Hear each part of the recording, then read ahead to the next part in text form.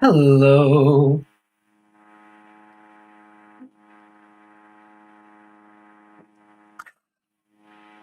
and welcome. Thank you all for joining in, and welcome to today's stream. Today, we are going to be starting on our first project of the channel, which I'm very excited about. So I hope you all have your mugs of hot chocolate ready. So let's get going.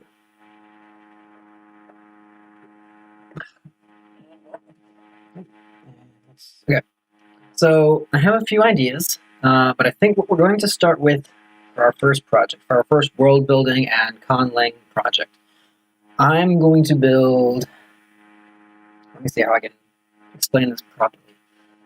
So I have an idea for a culture. Maybe not so much a culture as in a people. So imagine a humanoid race, um, which is somehow over time, as they evolved, they essentially evolved to have a symbiotic relationship with a carnivorous plant. We're going with a Venus flytrap-esque thing here. And essentially, I imagine Medusa, but instead of snakes, you've got Venus flytraps coming out of the hair. That's kind of the sort of thing I'm imagining. And so I have a couple ideas of how that could have culturally started. Maybe not culturally, but how that could have started, and then how that could kind of come in. So we're going to take that idea, develop it, build a language for this culture, and that's what we're going to start with today. So let's jump right in.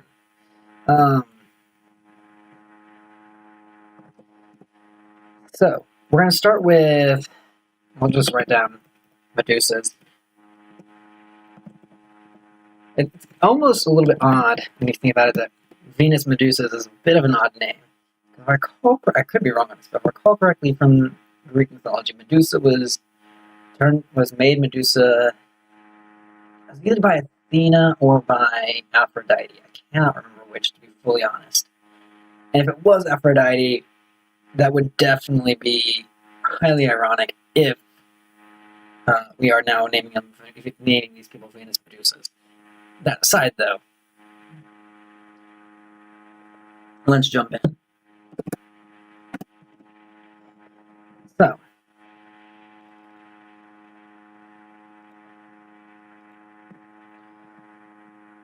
for this, our idea is humanoid with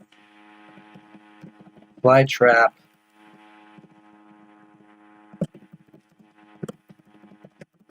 for hair. Venus flytraps for hair. Simple little start. Some other things, some goals that I want with this project. One thing I definitely want to be able to do, I want to say, this is where we have kind of made a complete, we've definitely made a language at this point, is if we can write a few myths or stories in this language. I want to be able to have something written. Or just, maybe not necessarily written, but I want to be able to speak or write stories in this language. So I kind of want to get an idea for a rough word count idea for that would be somewhere in the ballpark of 5,000 words, maybe. I don't want to go full novel length and say 10,000 word minimum, or the modern novel of at least 50,000 words. That's a lot to start off with. We're going to start with a smaller goal, so I think somewhere between 1,000 and 5,000 words, maybe closer to that. Closer to where we're going to want to start. So if we talk about, let's just cut the middle. Let's say 2,500 words.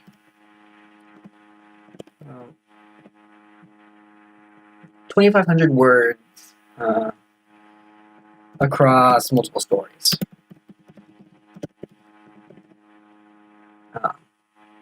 So across multiple stories, myths, etc., from the culture itself. And the reason for that is because I don't want to just do translations. While translating things like the Universal Declaration of Human Rights or other such documents are fantastic, and I think those are wonderful, this is not a language or a culture that exists on Earth or would exist on Earth as we know it today. So I don't see the reason to, it doesn't make sense to make my goal translating those documents. Now, I might do those later just as a test to see what sort of words we have, what sort of words we are missing, and that sort of stuff. I might do those as tests later on throughout the project, but for now, I'm going to start. I'm going to say my goal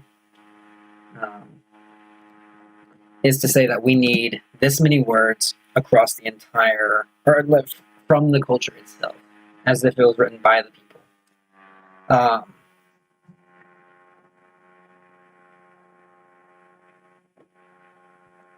So that's the broad, we can say we have a complete language by that point. And I put quotes there because complete language to me is a very nebulous term.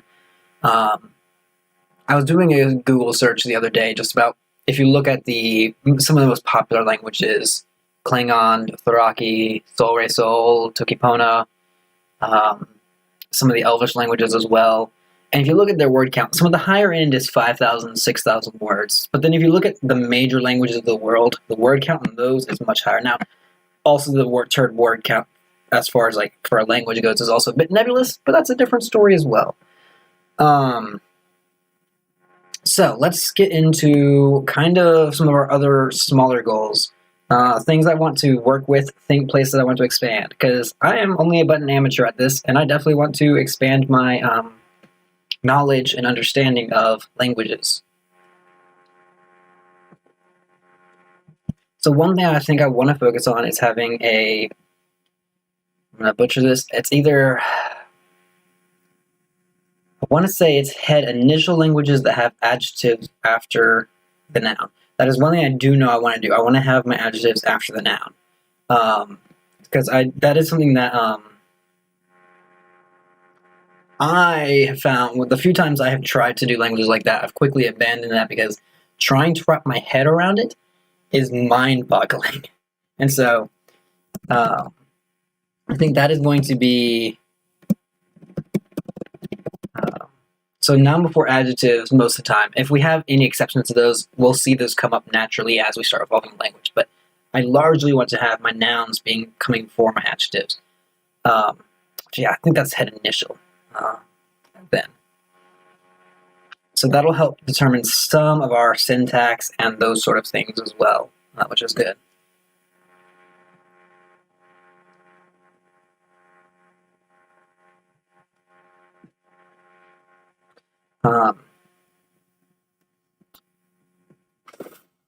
Other things I want to try and I want to try and accomplish with this language.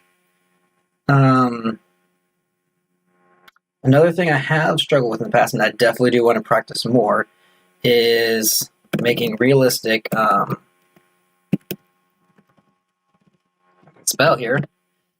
realistic sound changes over time. I have struggled with creating sound changes, and there's multiple reasons behind that I can talk about later if people are interested. But for some reason, that's been like an elusive thing, is to make sound changes, maybe not just realistic, but also one, realistic, and two, that sound good. I just haven't found a way to do it artfully. I feel like I can either do it artfully or I could do it realistically. And I lean better towards doing it realistically if I'm going to wind up doing one of the two. But that is definitely something I want to experiment with some and learn how to do better. And I have a feeling that's going to be happening across a few episodes, because that is not my forte at this point, as much as I love sounds and all that and phonology.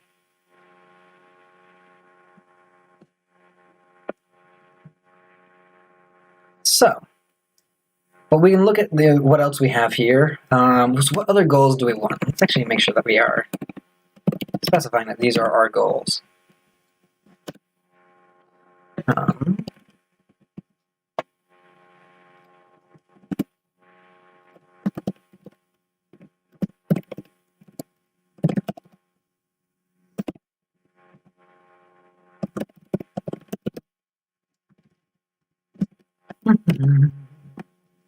Watch me misspell things. Okay, there we are. Okay, awesome. So yeah, we have our major goal, working on our minor goals. I feel like I want one more. So I like Rule of 3 a lot, and I think that's a good place to start here. One thing I will also add on, at some point, I would love to create a world full of interconnected languages. This may not be a bad starting point for that. We will see that later. That is a larger frame goal at some point. I don't think I'm going to make that an explicit goal of this project. And so I want one more goal. That's something I want to work on specifically as I'm working on this project.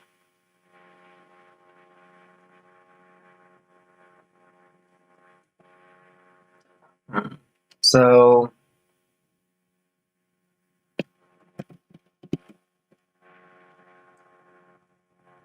I think maybe we'll leave that one open for right now.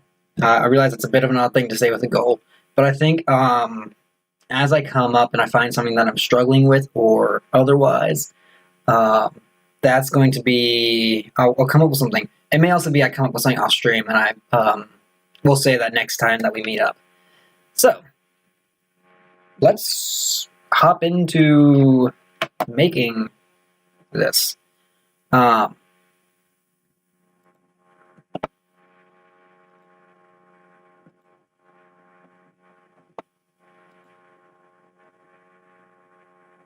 So one thing I want to do to start off with, we're going to actually ignore phonology for right now. We are going to start with let's start with just looking at grammar and syntax. I know phonology is normally a very good first step, but like I said, I want to focus on that specifically for a little bit, and so we'll come back to that at a future date. For right now, let's start with just looking at some of the basics of grammar and get some of those concepts thought out as we're going.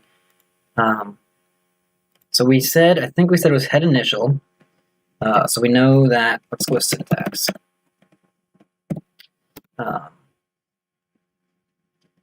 So we want a largely head initial language.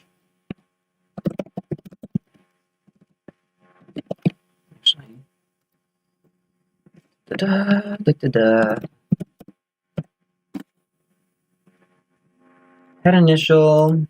So we have a couple ideas. That head initial normally means that the verb comes before the object, if I recall correctly.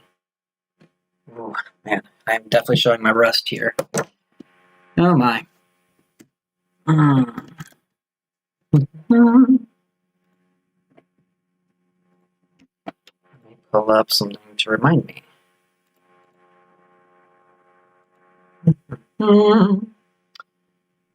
So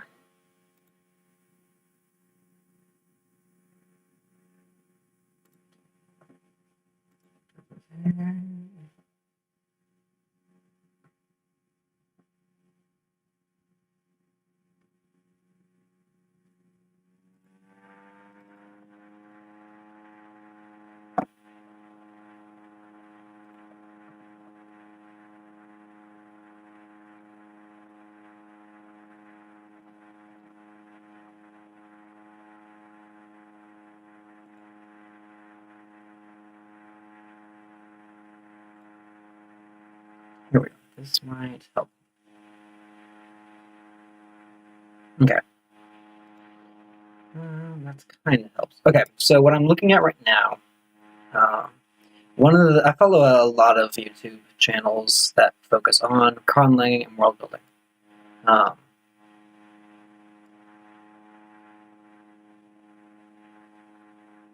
And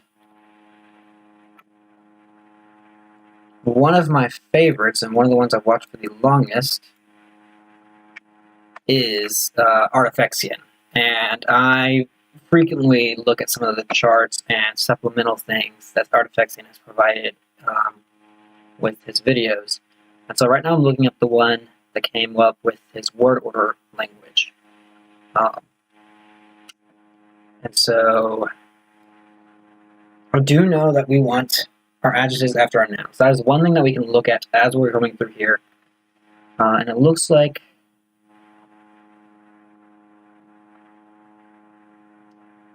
Most of those are, actually it looks like most languages in general are that way. Just the glance I'm seeing right now, which is admittedly not that surprising.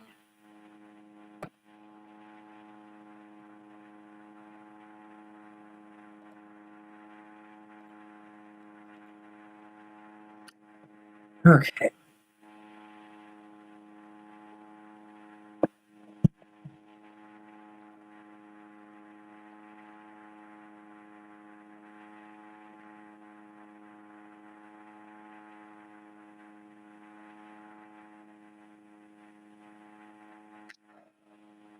And I realize, okay, so, okay.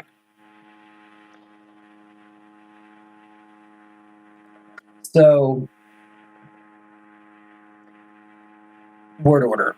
I think for right now, it would make sense to start simply, because I also kind of want to start from a proto-lang perspective. I don't know what the final language is going to be yet, but I think for the initial language, we're going to start with either subject, verb, object order, or subject, object, verb, the two most basic ones. And I guess what would determine that is, do I want my adjectives to derive from nouns, or do I want my adjectives to derive from verbs? If they derive from verbs, our language will be SOV, because verbs come after objects. If I want them to derive from nouns, my language will be SVO, because the object comes after the verb in that instance.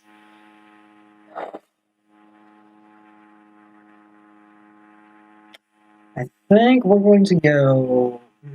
This is.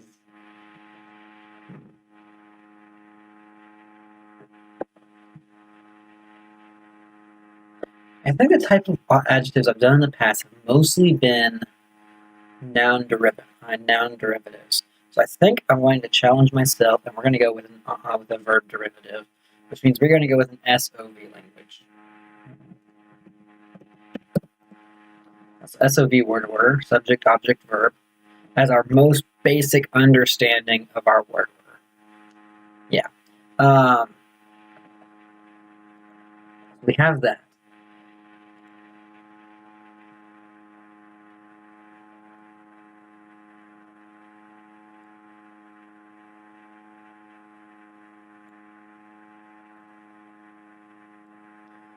So, I believe makes us.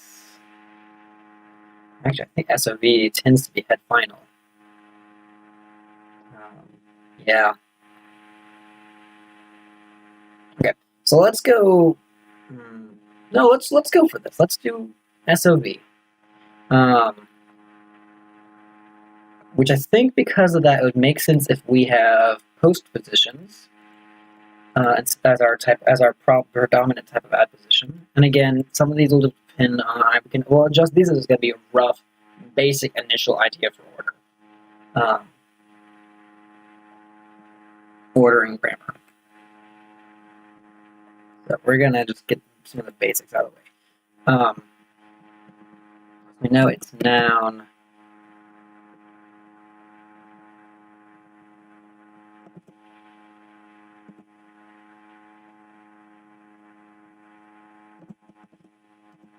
Noun, then adjective.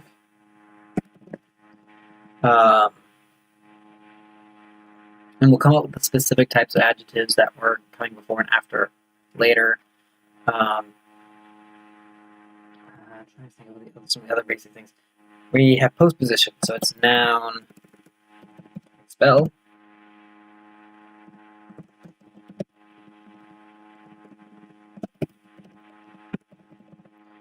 The nouns come before the adpositions. And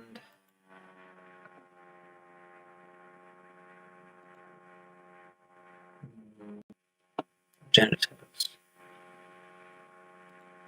We'll come back to science, but I think this is just a good spot to start. We know some of our basics, which means our adpositions are likely to derive from our verbs as well. We'll look into that more as we get as we move further on, and we have some more grammar, some other grammar parts as well.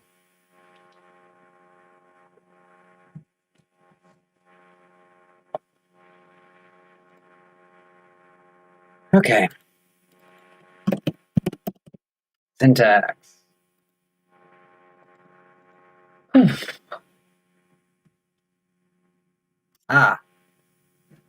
I think I know what I want our third goal to be. One thing I've had, I want to have a case system in our language. I'm a native English speaker. I don't deal with case a whole lot, but I want to be able to have a robust case system.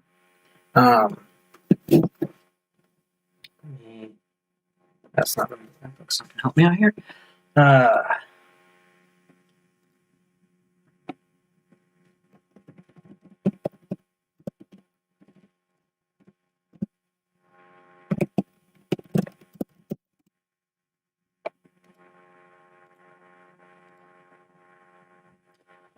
So, some things I know. So, is this going to be a nominative, accusative? I can speak a nominative. Hello. Nominative, accusative. I'm almost certain I'm butchering that pronunciation. Or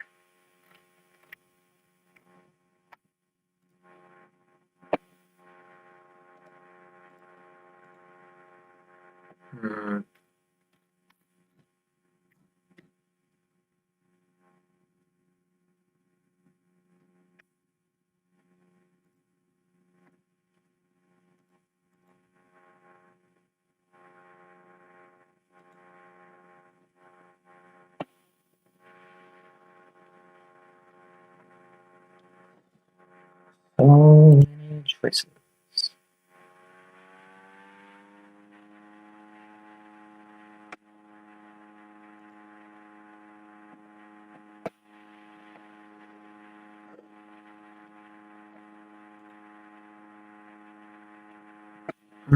Okay, so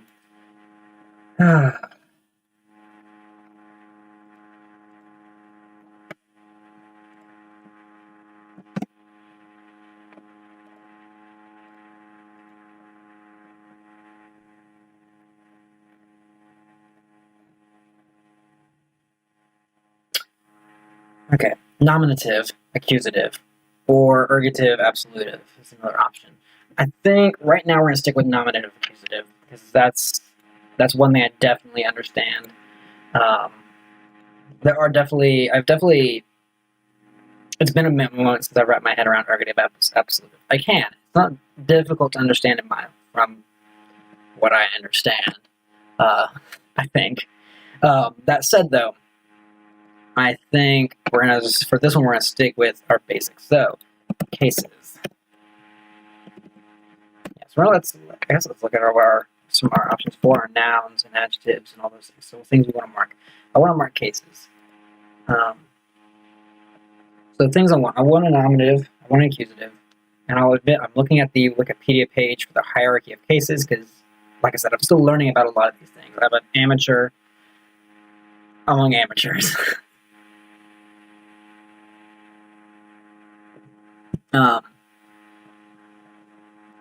So, nominative, accusative,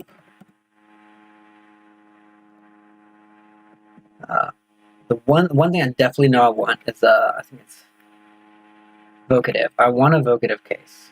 I think it's a cool one where you have a case you specifically use when you address other people. I think that's a cool idea. So I definitely want to build on that some. So nominative, accusative, vocative.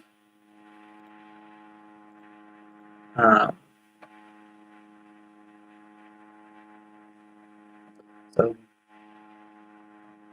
I guess it would make sense to have, so looking at the hierarchy, a genitive would also, so let's just route the hierarchy. Genitive, spell, Dative is the next one. Then comes locative or prepositional. We'll do a locative. And then ablative or instrumental. Which one's the ablative again? Movement away from. We'll say instrumental. Instrumental, I think, is a cool one where you have a case. So, these is just a basic set of cases I want to use. We could potentially take one out or add one or two more in. I don't want to get too crazy and have 2001 cases. But I do want to have a decent set. So how many is this right now? 1, 2, 3, 4, 5, 6, 7. So I have 7 cases. Okay, what's the dative again? Is dative where it's the second or the indirect object, if I recall correctly? Yes, it is the indirect object. I do like having the idea of making sure I have a dative case. A locative. Something that says specifically, or that talks about where.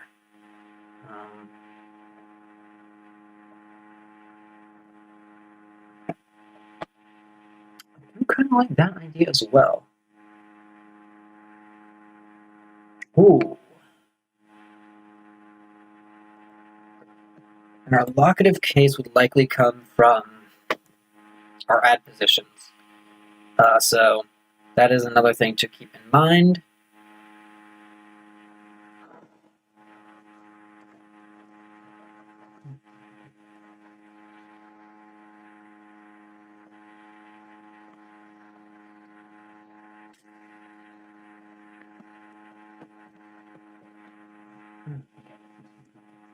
Okay. Yeah. Starting to get somewhere. We have our nominative, accusative, genitive, dative, locative, instrumental, and vocative.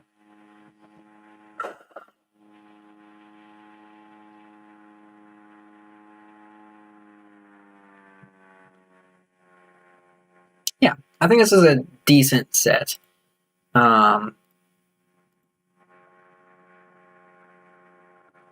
Don't know if there's any others I think I should definitely add at this point, or that would be super important to have added in.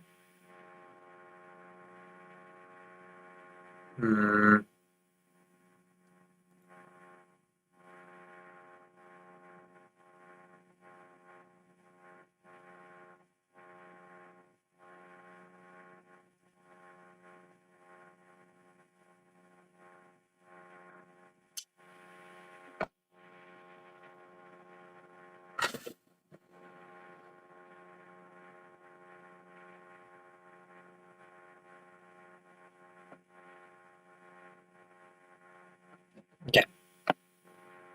So I think this is a good start. So we have a basic idea of some cases. Since we're on the subject of nouns, do we want a gender system at all? A grammatical gender. Or a class or noun class or some sort of categorization system. So we have a few ideas. I personally don't intend to do a masculine, feminine gender anytime soon. That said, I do love the idea of animate gender systems, or animacy systems, or human-based systems. I do think those are very cool. That said,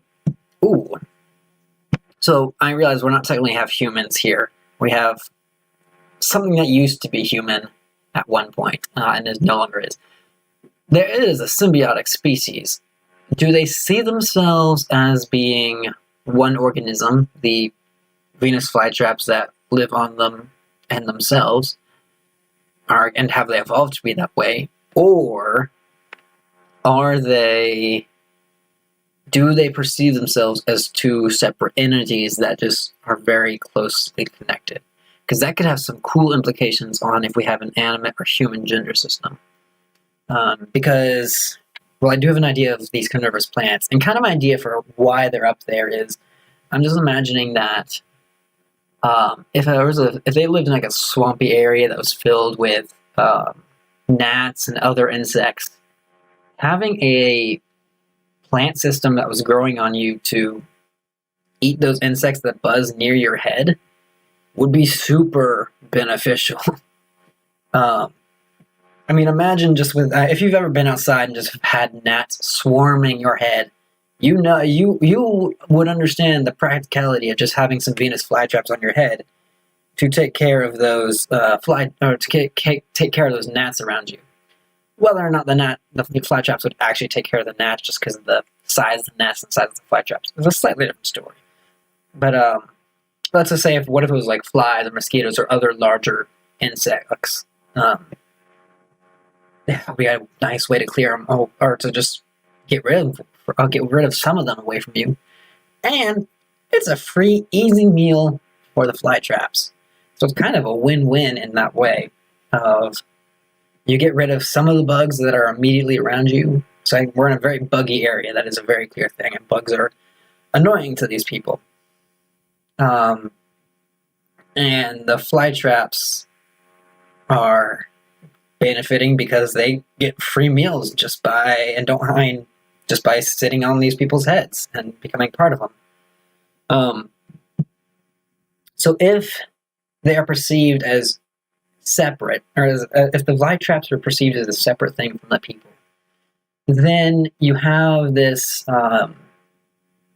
You could have this interesting dynamic between words that are human of human animacy or of just general animate animacy versus a either non-human or even an inanimate, depending on how they see things and how our gender system works out.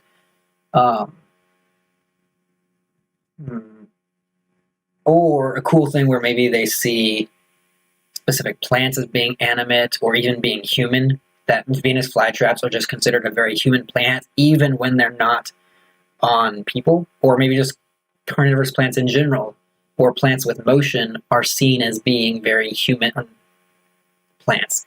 I think for this whole, just because of this, I think I want to do a gender system just because I want to I've got myself excited about this. I think I want to see how that would play out. So, we are going to have an animacy-based system. It's going to be relatively simple. I don't know. It's pretty much going to be, at most, it's going to be human, animate, inanimate. And it's just going to, and just those three categories. It's not going to be a very large, robust system for the gender. It might just be, I guess, here's the ideas I have. So we could either do animate, animate, just as simple as that. Or we could do human, other, or human, animate, inanimate. So one of these. I think I'm going to lean away from animate, inanimate, just for the sole fact of you don't get as much of the, while you could get some of the interesting thing of Venus flytraps being considered animate, they're also a moving plant, so I don't think that's as exciting as if you consider them human or on the level with humans. In like a human thing. So, yeah, it's an interesting thing.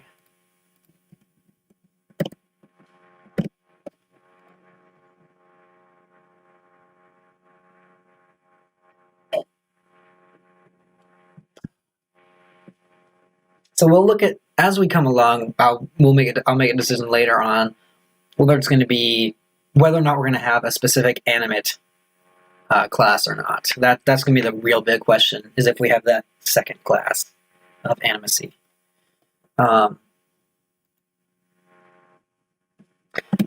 Plurality.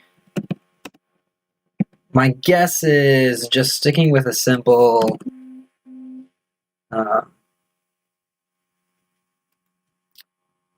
I think for right now, just sticking with a simple yes, no, or not yes, no, single, plural, just very simple.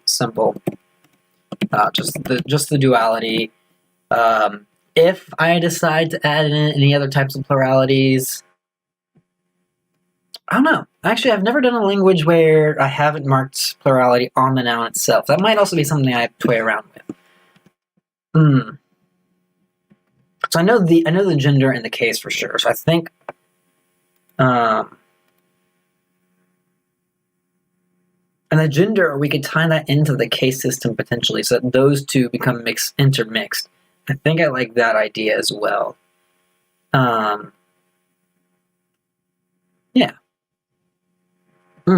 Definiteness. So yeah, other things that are also typically included on nouns, to my limited knowledge. So we have plurality, definiteness. There's two others that I'm blanking on at this particular moment. Yeah, I'm not thinking what the other two are.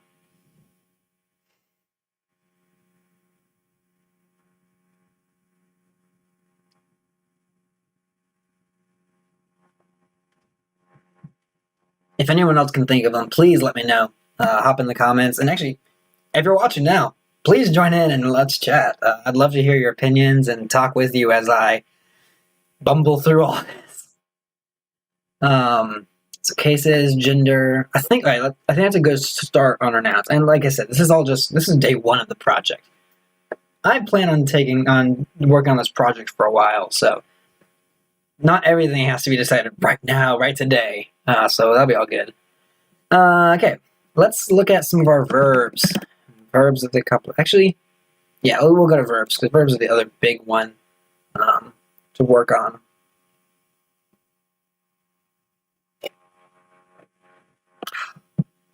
Okay, so other things with the verbs. We have things we can think about. There's a lot of things we can think about, to be fully honest, but let's start with our TAM, our tense aspect mood. Get a rough idea of how we want to encode these, how much we want to encode, how big of a system. Do I want to do a simple past, non-past? Do I want to do a past, present, future? Oh, do I want far past and far future?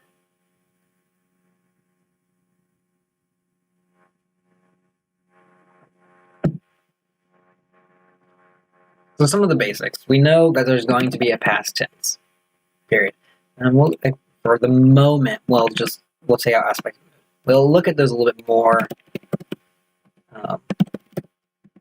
as we get into it. But things I know, we need a past tense. That is clear. I've always done systems with future tenses. It may be interesting to do, and anytime I've worked before, I've done things with future tenses encoded onto the verb itself somehow. It might be interesting to try, it would be interesting to try a non-past. I'll just do a simple past, non-past. That said, it looks like my English is showing a little bit with just the simple past, non-past. I do want something a bit more complex with that. Hopefully aspect and mood will happen with that, or will help that out.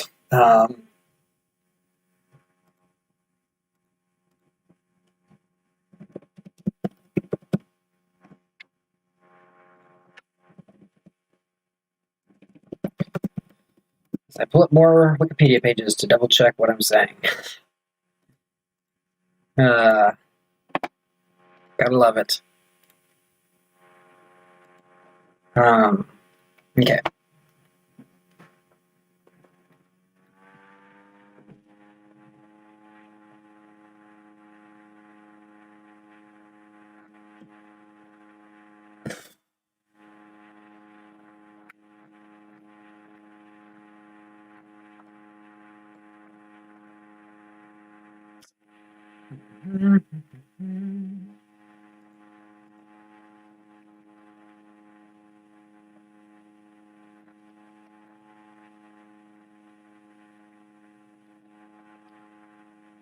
Oh boy, it's been a while since I've thought about some of these things. Oh my. Aspect and tense. Oh boy.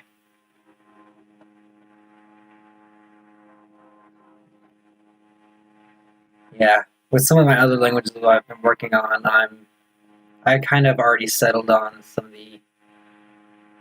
my other projects that I've been working on for the past few years.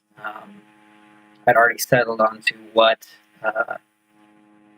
tense aspect mood I would want in those languages pretty quickly, and I've not worked with them a whole lot since then, so it's been out of my mind for quite a while. Um, so many things to think about. Oh boy.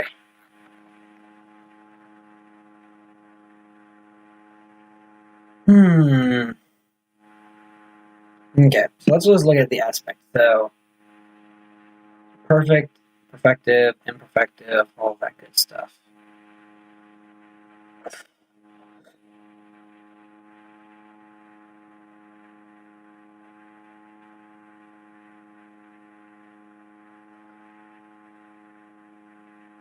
Okay. So, I mean, I think we have to have a way to describe the perfective aspect.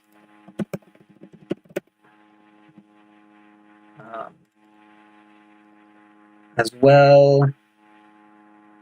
So, imperfective. How specific do I want to get with that? Do I want to have the difference between habitual continuous or progressive stative?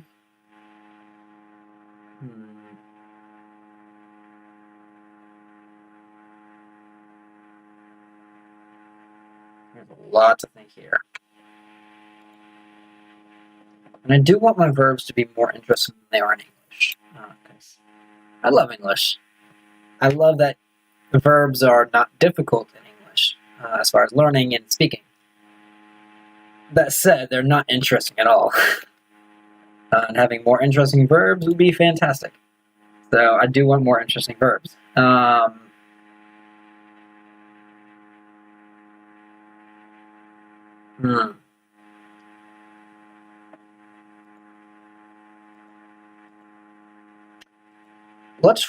For right now, I'm just gonna say perfective, imperfective, with maybe a habitual continuous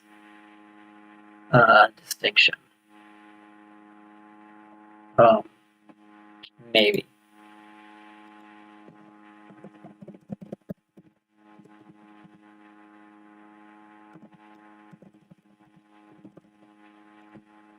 I just misspelled. No, I did not. Okay. And now for mood. Oh, this is another thing where alright, it's been a while since I've looked at mood and stuff. Oh boy.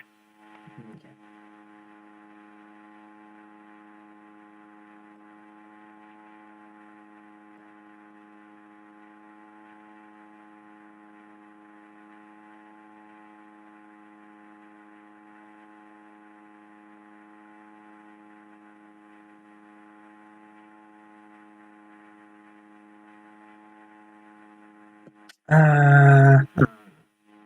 So some options here. Well,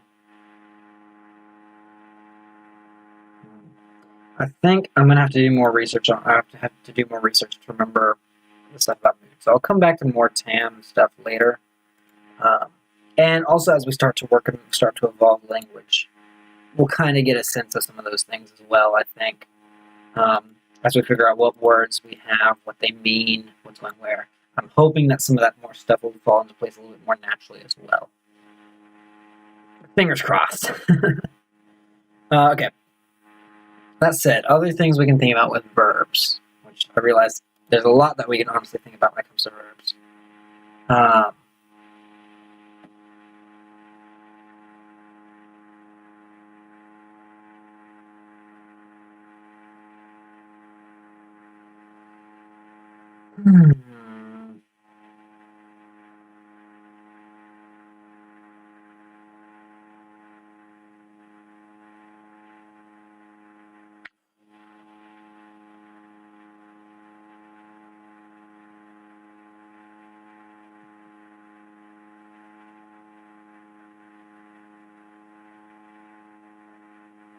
I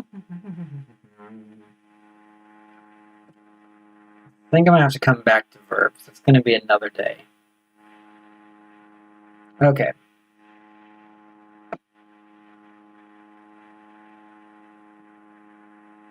Ooh. Okay. So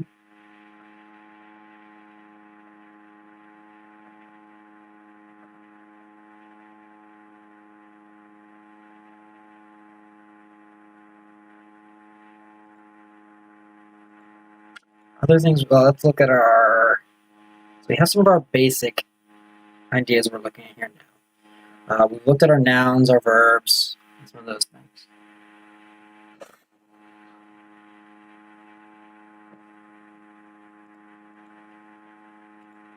I guess one thing we could start doing is just start looking at our cases and our gender and start coming up with a very, very basic and rough and subject to change roadmap of how these things will come about. And as with most things, these are highly likely to change. So we could start looking at potential roadmaps for what causes these things here to come about. Whether they've been instilled into the language for a long time or whether they're only coming up within recent history. So I guess we are looking at, these are things that we're going to have in the final language. As the syntax I'm looking at right now, this is the stuff we're looking at from where we're going to evolve from. Well, somewhat. We know we're going to start from an SOV language. I don't know where we're going to end up. I do know we're going to end up with an adjective final, that with adjectives following their nouns, and I think that's going to be a steady thing throughout the language. That's not going to change too much. I don't plan on having adjectives come before nouns at any point. So, I guess that's a good question, is do we want to end up as an SOV language, or do we want to evolve it? Do we want to have a slow shift from some SOV into something else, or something similar to that?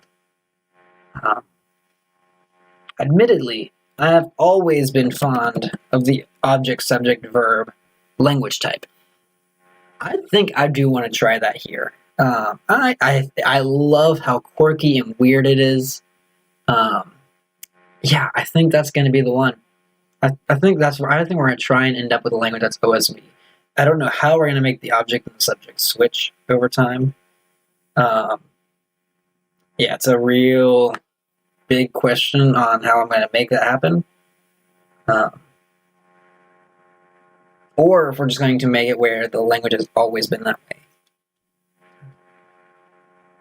Actually, I do have some ideas. They might be a bit of a stretch. I'm no expert in how languages evolve, not by even a long shot. One idea that we could say is that what if SOV is the normal way of doing things? But then just maybe out of like politeness, like if I'm talking to you, what if it just becomes like a politeness thing of addressing you first, regardless of. So we're actually kind of getting into a. And the case system would actually help us out with this. Sorry, I'm losing. All right, so let me make my thoughts clear out here instead of just mumbling. My thought is, what if we kind of get a politeness system going in where addressing the person you're speaking to before yourself, or like as one of the first things, becomes a commonplace thing. So, and that's also, I would have to double check that. I'd have to think back to conversations, to be honest, just double check that. If I'm talking to someone, let me double check. So if I'm talking to someone, so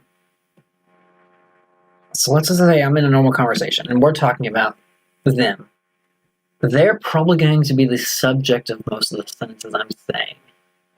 If that'd be correct. Like, oh, so you were doing this. Yeah. So that would be they would be the subject of that sentence. Whereas, if we're talking about someone else, so you told them, okay, so they would normally be the subject of the sentence. So I guess if it was being polite, we're being polite to someone who's not present in the situation. Okay, now that I'm actually analyzing this, it's not holding up quite as much. Um, that okay, at least in English, the people we're talking to or the people we're addressing is normally the subject already of the sentence. Like you may like dear, even in sentences, even like a sentence or letter that starts with like dear so and so. You normally follow it up. You normally a normal way to follow that up might be you might be aware of that, which in that case they're still the subject. You just also have that introductory clause at the beginning as well. So that would not be a way. That would not cause OSV language for that to become pervasive.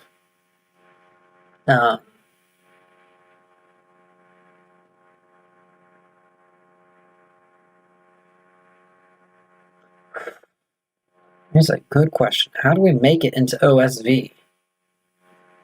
What makes sense for that? I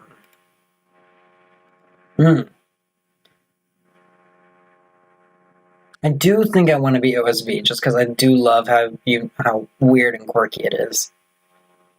I'll think on that though. I don't think I'm going to be able to come up with a decision on that today specifically.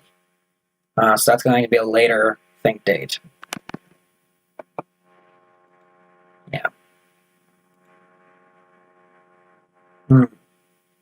Gives me a lot of. Gets my gears moving though. Now there's. Yeah, I'm gonna have a hard time moving to something else right now because I'm kind of caught on what the possibilities are here. Because to have the subject and the object just switch seems a little odd. I guess one thing that could happen is with our case system, is something that would normally be the object, for whatever reason, gets moved to being the front of the sentence most of the time. And then that just becomes kind of a pervasive thing, that it just becomes the default word order. I guess an example of that would be,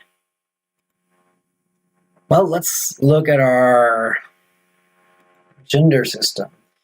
I guess we're kind of talking about, is it the Polynesian alignment system where it's kind of based on gender? I could be wrong on that. Please correct me if I'm wrong. But kind of that alignment system where it's where gender influences things. That said, though, humans are normally going to be the subject of a sentence, not normally the object. At least when there are non-human things involved. If I have a sentence about Sally and rocks, I'm probably going to be say Sally threw rocks, Sally sat on the rocks. Rarely, on a rare occasion, I might say rocks fell on Sally, or rocks were thrown at Sally. Although the rocks were thrown at, if I recall correctly, has some sort of it has a valency operation in there because it's a passive voice. Rocks were thrown. You can do that without having Sally mentioned.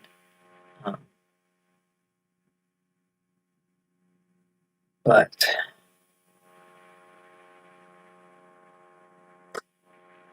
actually, using there was a valency changing operation that just became normalized. And just became so pervasive that it was always used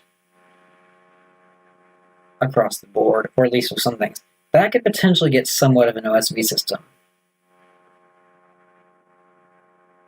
I guess one thing that could cause is like, what if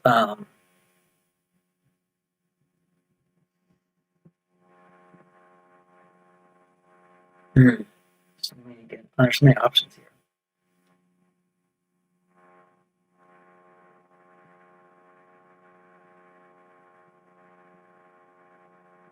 Yeah, we're gonna have to come back to that one. I definitely have to think about that one some more um, as we continue on. There's some possibilities there, and I just don't see them right now. But we'll come back to this. We'll come back to the SOV versus OSV, and whether or not we need to start from an SOV or from a different one. Like, I don't know, VOS might be a more logical place to start in a way. Although then you have to move the verb all the way to the back. Or OVS. I don't know, OVS seems a bit weird. It seems a bit too weird to me, to be honest.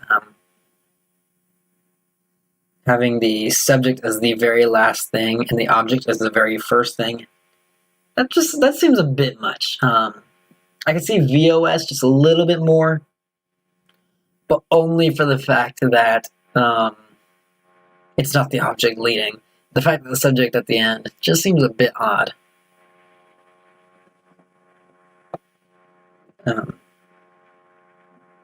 I can see the object at the beginning more easily than I can see the subject at the ending.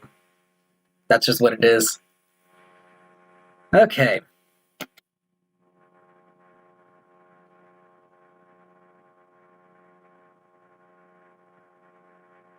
Other things we can work with here.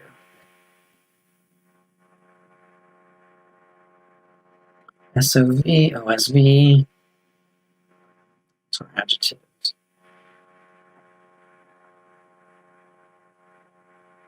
Can we just write out everything write all the basic orders for SOV, SVO, VSO, VOS,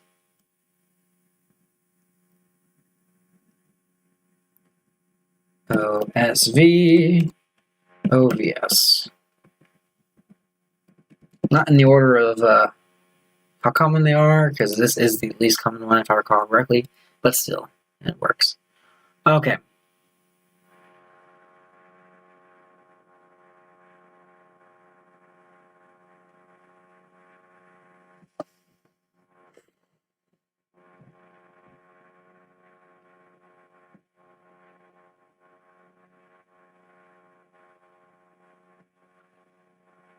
So if we're aiming for an OSV language, the easiest places to start would be OVS or SOV, because those only require either moving the verb or the subject.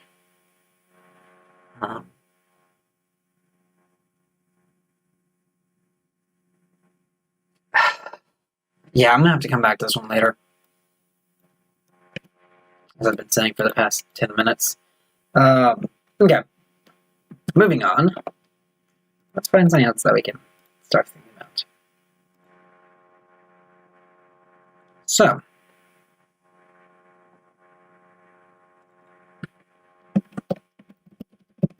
technology is one thing we could work on. Let's start talking a little, since I mentioned earlier about evolution. That's not where I wanted to type that. I wanted to type that here, evolution. Wow, I just butchered how to spell that. Okay. Evolution. That's much better. Evolving language. Let's start with kind of getting a rough idea of how we want to get our case and gender system into the language and incorporate it in. A rough idea of their timeline, a rough idea of kind of what happens when. Okay. Nominative 7 cases and 2 or 3 genders. I guess this is where I really would need to decide whether I want an animate or not. I guess how much one would make sense. Oh.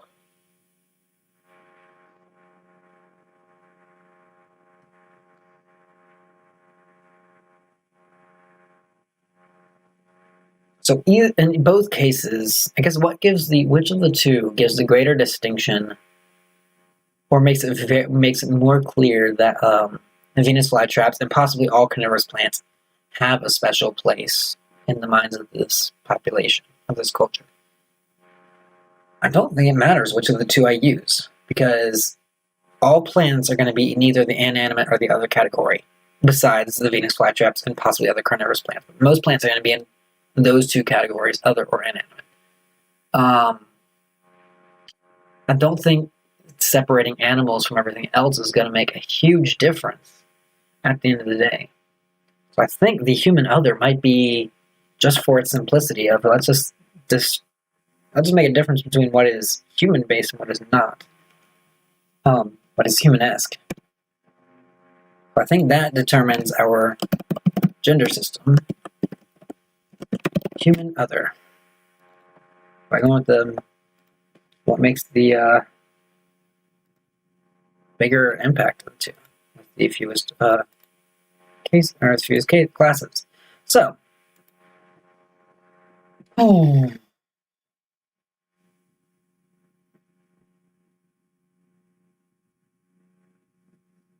how do I want to differ? So, how do I want the human and the other gender to come up?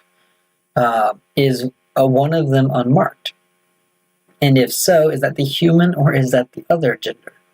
I would imagine, with at least the way I've written here, it would probably be the human and not rather than probably be the human gender that would be marked. That would be my guess. That said, what words would fall into the human would likely fall into the human category? You would have professions, and this could be an expansive, it could either be a very tight category where it's very specific, like professions and professions are included, but hands and feet aren't a possibility.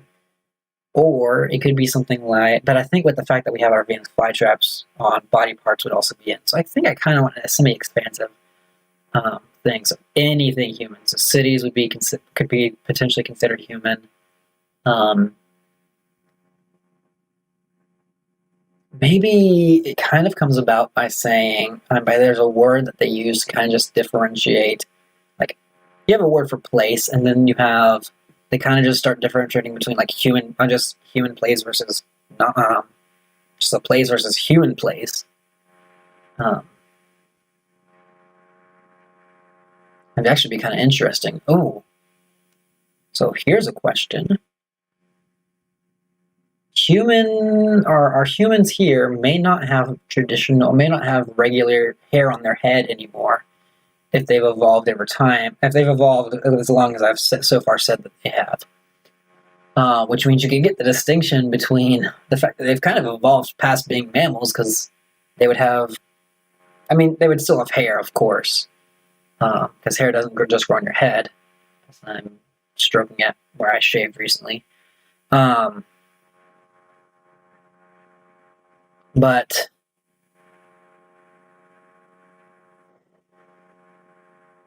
there's an idea there. So I think I like that idea. It just starts off as what is being just a very pervasive human or I guess this human, because human would be an adjective in that case. Or some word that means human or attached to humans, or something that relates to humanity.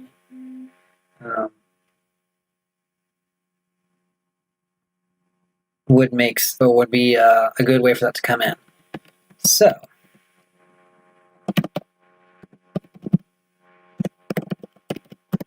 human class evolves. Human gender evolves. Human class ends up. Human gender appears.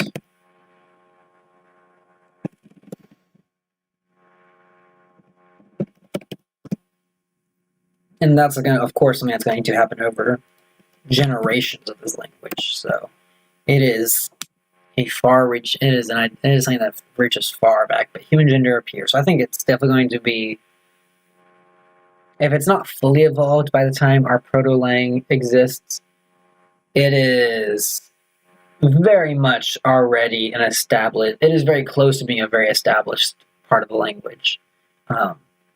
So there may just be like a few words that just haven't been included into the fold yet. Yeah, human gender appears. And I've also kind of, with this, I've set up that it's very clearly something that a single word would have two different meanings, whether or not it's in the human gender or not. The only question is how is the other gender marked? But I imagine it would start with a non-marking.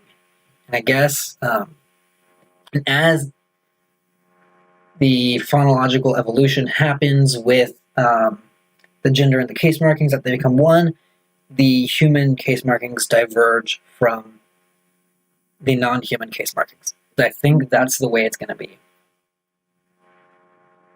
So we have human gender appears. That's one thing we have on our timeline.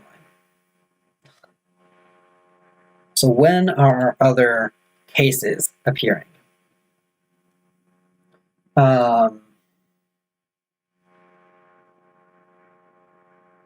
Well, I think nominative accusative is going to appear early. If I recall correctly, nominative cases normally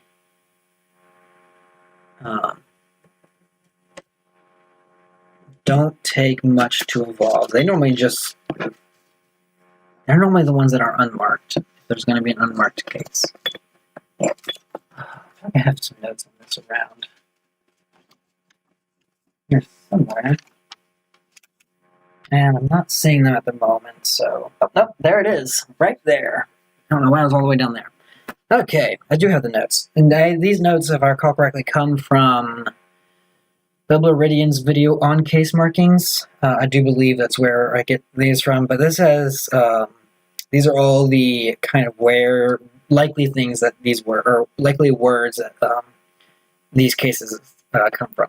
And it does look like nominative does actually, I was correct in that it is normally the unmarked form of the cases. Accusative case. Okay, options with that. Stuff like to, at, against. So it looks like add positions of sorts. Okay. So against is kind of an interesting idea. Something like that where we're saying, okay, so I'll just play around with some of this idea. Let's have a test chamber for a moment. I'm just curious to wrap my head around this as it is. Let's go back to that Sally and the rocks. Sally throws rocks.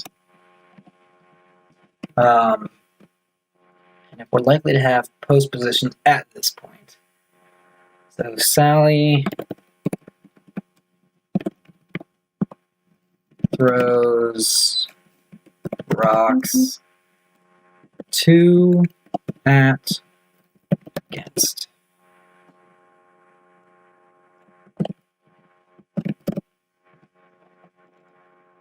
Okay. So Sally throws rocks to. Sally throws to rocks. Sally throws at rocks. Sally throws against rocks. Okay, Sally throws against rocks, just because that actually means something in English. That's slightly different. It's slightly hard to wrap my head around.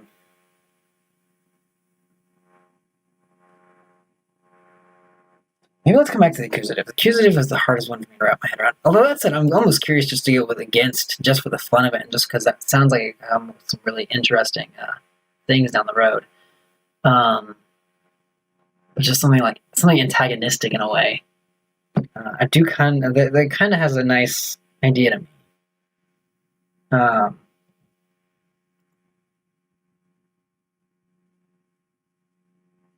Okay.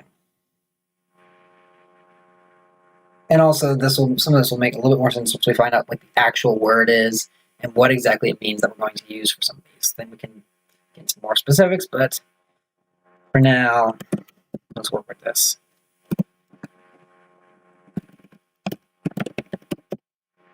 Okay, so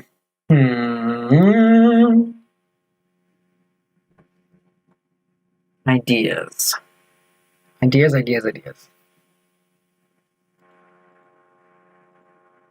Sally throws rocks to, at, against.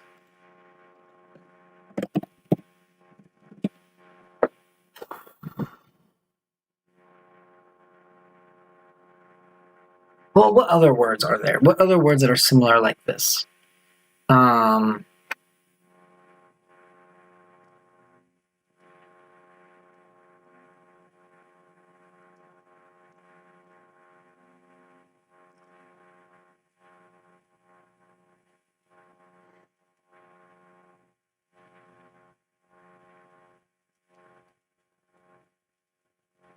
hmm.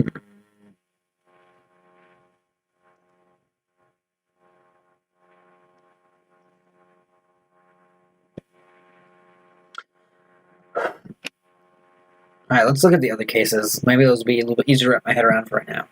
So let's go to genitive. The examples that I have here in front of me are related to, of, with, from. Okay. For dative, we have for, to, toward, instrumental, with, by means of, using. And then vocative, we have oh, hey, or listen. And I do know here can also be another one, like hear ye, but not quite. Um,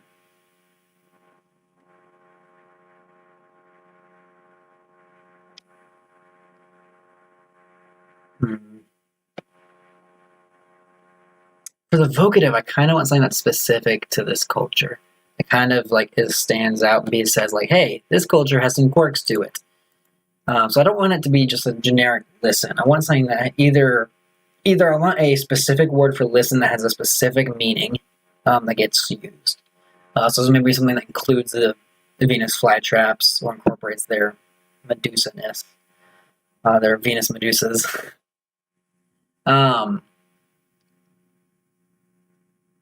So there's some options there. So we could do, let's actually go with that one right now. So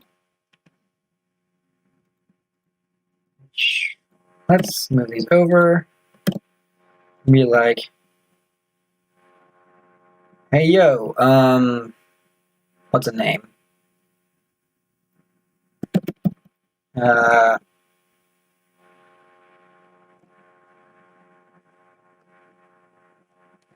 Hey yo, Sally.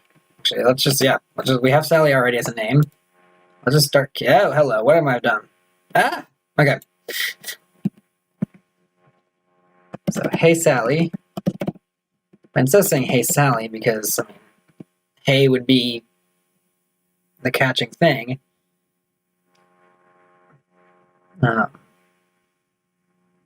Here, Sally. Listen, Sally. Some concept. Oh, actually, hold on. Let's just actually write that. I want a concept that means something to hear, or something similar to that. To listen, to hear, to pay attention, maybe.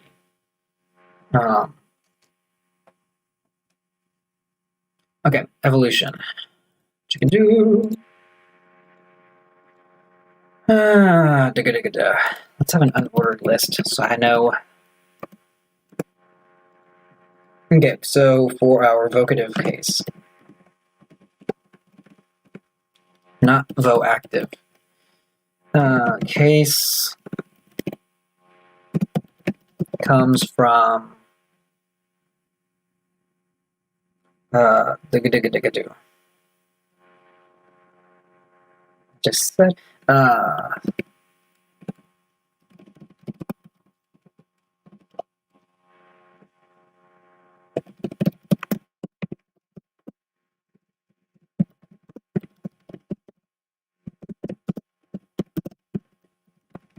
listen, to pay attention, to there's another idea there.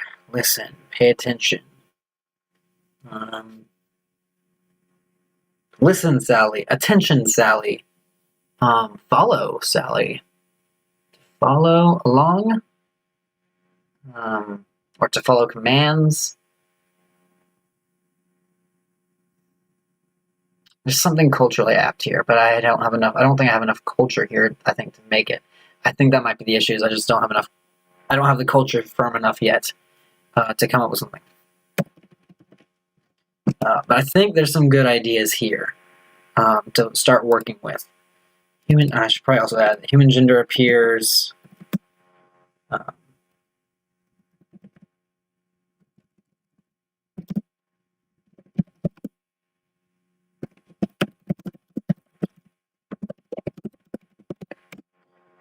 something relating to humans, such as human as an adjective, is used to mark the words. Okay, other cases. Instrumental.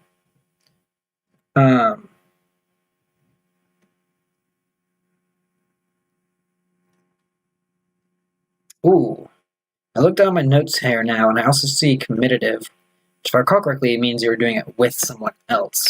I do like that idea. I don't know if it's the right one for this or not. To be fully honest, there's some possibilities there that I kind of like.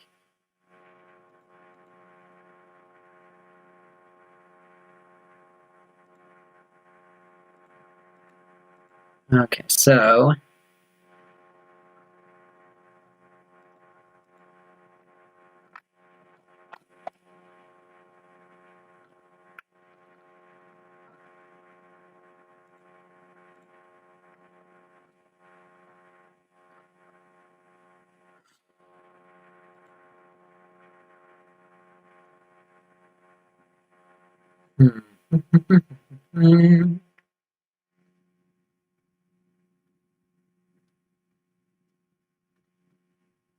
yes, comitative case. According to Wikipedia, in the company of something, it's a usage. With the house. Oh, that's because all their examples use house. Okay. I do kind of like that idea.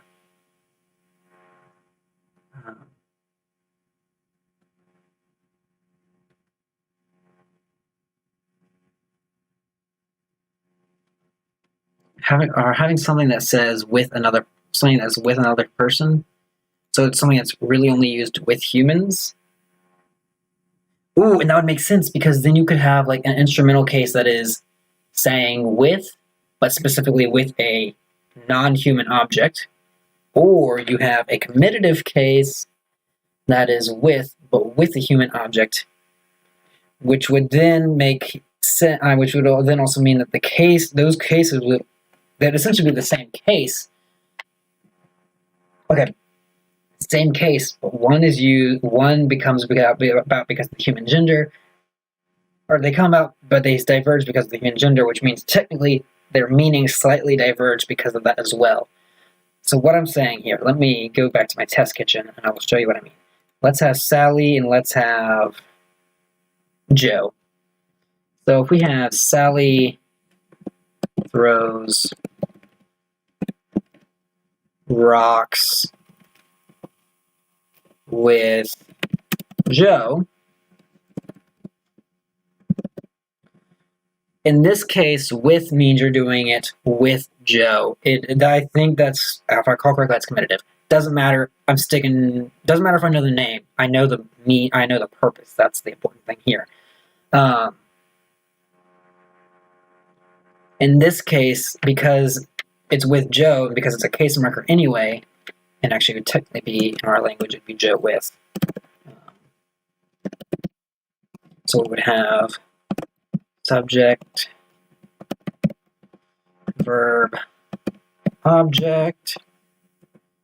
I don't know if that's the right blanking on the phrase, the word for whatever this is, but don't know if that's the right abbreviation for that. We're going to use it for right now. I'll keep an eye on that one later. And then it's not exactly an indirect object. I'll leave this, but essentially that gets my point across. Versus you have Sally throws Joe with rocks. In this case, or rocks with, for keeping to the little bit of grammar that we actually have.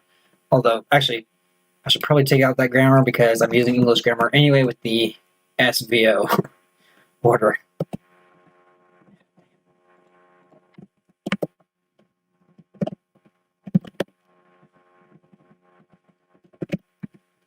Okay. So we still have subject, verb, object, because now Joe's the object, and our with is now instrumental because we are throwing Joe and we are using rocks to do so. Although, in English, technically the sentence would make more sense if I'm throwing Joe and Joe has rocks on him, which means it's Joe with rocks, not throw Joe using rocks. That's a different story. We could use using. That is a very different story. We're looking at what this language means, not what English means. So we do get that distinction between a small distinction with cases that happens because of animacy. Awesome. I do like that a lot. And the instrumental could potentially come over, like if I say with my hand. Technically, you're going to be using the human case for that, rather than the non-human case, because hand would be. Right now, I'm planning on hand to be human. Okay, so we got some good things here. I'm liking this. Instrumental.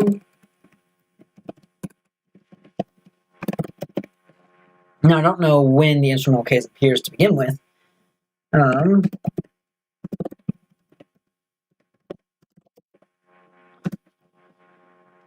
But yeah, instrumental and comitative cases, they're kind of one and the same. I like that. There's some good ideas happening here. And I guess in that way, with the aid of could be a cool way, because then you definitely get the idea of why. Okay, I think something like meaning with the aid of, or with help from.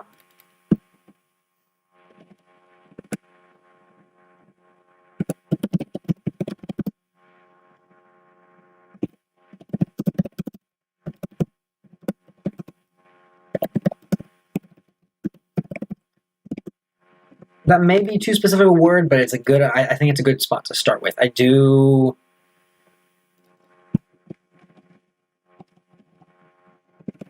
With the aid of or with help from.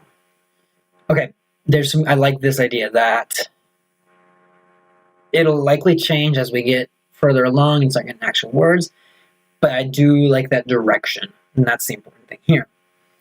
Okay. Our other cases. Now that we're starting to get that ball rolling here, let's go. Okay. Locative. Okay. That usually has to do just with whatever direction it is. So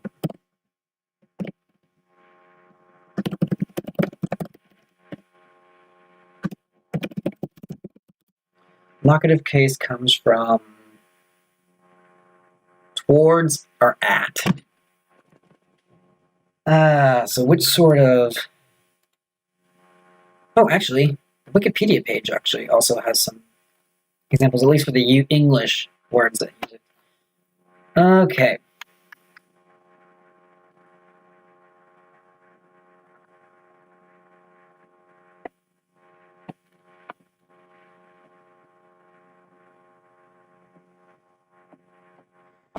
It also has a list of all the specific emotional cases, or emotional, cases, which is not necessarily all that I need. So in here, in, at, in, again, or in the future is another, in. Roughly corresponds to English prepositions in, on, at, by, and other less common prepositions. I think I like the idea of at, by, or near. I like that.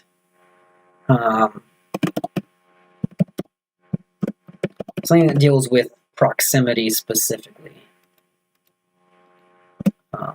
But not necessarily deals with proximity, so saying that it's close to something, but doesn't necessarily say whether it's inside or outside, as in would, and doesn't say like in or on. Those would imply whether you're inside or on top of or something like that. I think I like that closeness aspect focusing on. So, at, by, near. Yeah, there's some, yeah, I think I like that. Leaning towards that side of the locative case. Other, so what are our other cases? Moving up the line, we have our dative case. The thing I have here on my notes is for, to, or toward.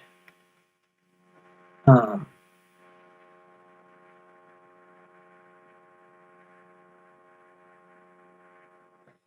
in the Wikipedia thing, it says stuff like the prepositions that we use, or the, not prepositions, the pronouns we use, because our pronouns can actually resemble a dative case, as well as having to or to the.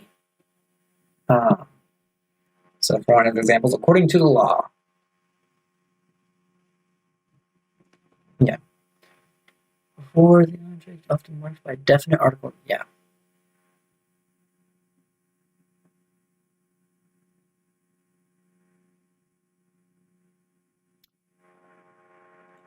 Oh, yeah, the dative, accusative, the dative and the accusative are going to be the two most difficult ones, because they're also the ones that are just the less concrete of the ones, I feel like.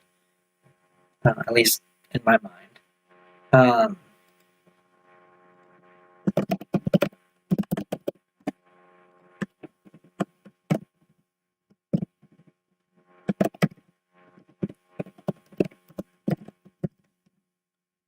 Would help if I could spell accusative case and genitive case. Okay.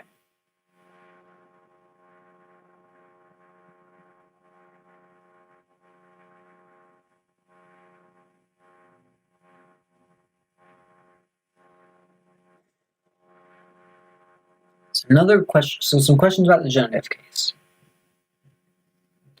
One is just figuring out exactly how it worked. Because from the things I've read, the genitive case is a very far-reaching case. So figuring out kind of the limits of that would be important, as well as figuring out whether it's what word gets marked.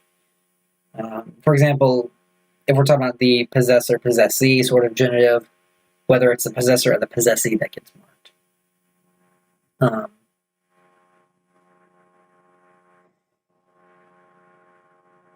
Or whether we're talking about like the proper nouns in like a proper noun, common noun thing, like NC State.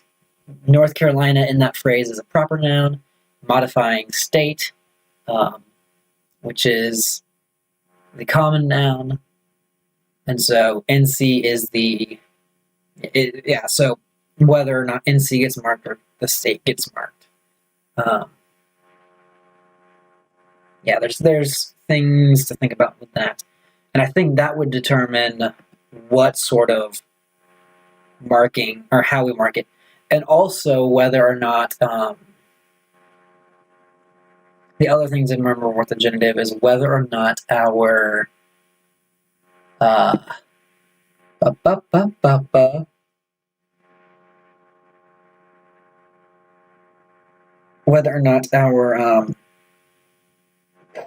it also marks the other case that it is in. So like if we have let's just say the man traveled to North Carolina. Or that wouldn't be a great sentence.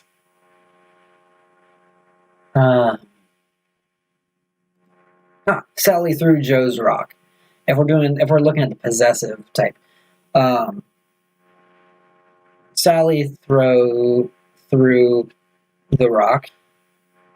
Rock is the object, so it's in the accusative. Would Joe also be in the accusative, or would he be in both the accusative and the genitive? Would I mark both? Or would he be in just the accusative? I feel like the genitive is going to work a little bit differently from all my other cases. So I'm going to actually set it down here to be visually distinct on this list that I'm making that has no need to be visually distinct. But all right, I'm done at this point. Might as well keep doing it. Dative case. Going back to our dative and our accusative, so our indirect and our direct objects. Yeah, they could be marked similarly. That is an option. I don't think that is. Ooh, one thing I should look up, or I should remind myself on. Actually, here's what I'm going to do. I will come back to these because there is one thing I want to look up with how you mark indirect objects um, in certain sentences. That is, I should write a note to myself, and I will, when I remember about that, I will come back and we'll be able to have a better conversation on how we mark our dative and our accusative uh, cases then.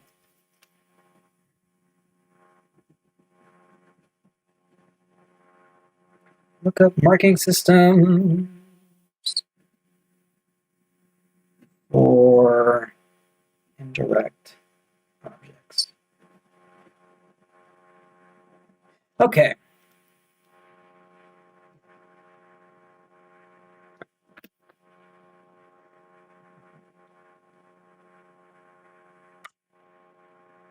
Other things to consider.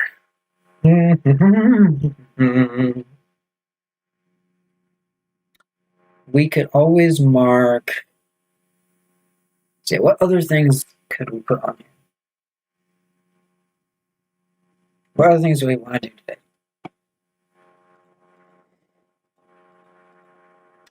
Honestly, this may not be a bad spot to wrap up. We've been on for about an hour and a half now. We've kind of got to start on our direction. We've got a little bit of work on our case system done, at least some ideas, roughly, very, very, very roughly considered. That said, we've already considered a lot of what I'm imagining is going to transpire with the nouns. At least what I can imagine at this point. I know for sure things are going to change a lot as we continue on this project. As is the case. So yes, I think this is probably a good spot to stop. So I want to thank everyone for joining me today. It's been a lot of fun. I managed to finish my hot chocolate and not let it get cold, which I'm happy about as we were working. My current plan is I will definitely be streaming again next Thursday. I do have a job outside of streaming, and actually streaming isn't even a job for me. It's just a hobby at this point. And so, unfortunately, I cannot say exactly when, but I can be almost certain that it's either going to be at 11 o'clock in the morning or at 5 o'clock in the evening, like today was. And that'll just be dependent on when I work next week. There's not a whole lot I can do about that. So that all said, I hope y'all had a great time watching. If y'all have any suggestions, comments, please let me know. I'd love to hear them. I'd love to be able to talk. I'm doing this I'm doing my creative works on here on YouTube as a way to help keep me honest to doing them and also as a way to learn and build a community. So let's get to talking. I'd love to chat with you. Also, if you want to see more of me, I'm over on Twitch playing games, oftentimes with friends pretty often. Feel free to contact me there as well. So, and find me playing video games. And it's at Gin and Coco. I have a link in my channel that is not too hard to find. Yeah, feel free.